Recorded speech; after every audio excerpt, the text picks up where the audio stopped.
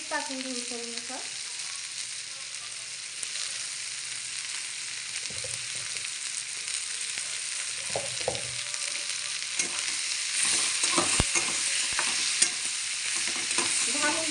कोंड्याची भाजी तयार होती.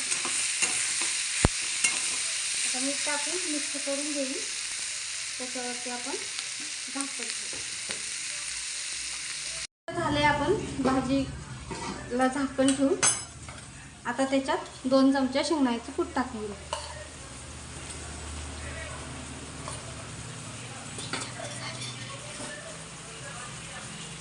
आणि मिक्स करू.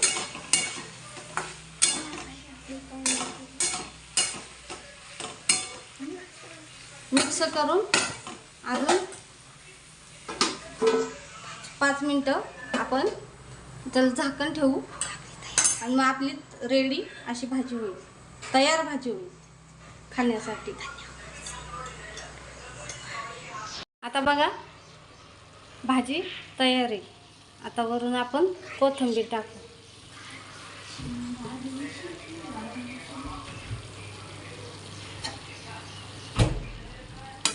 हे बघा कशी मस्त शिजली भाजी.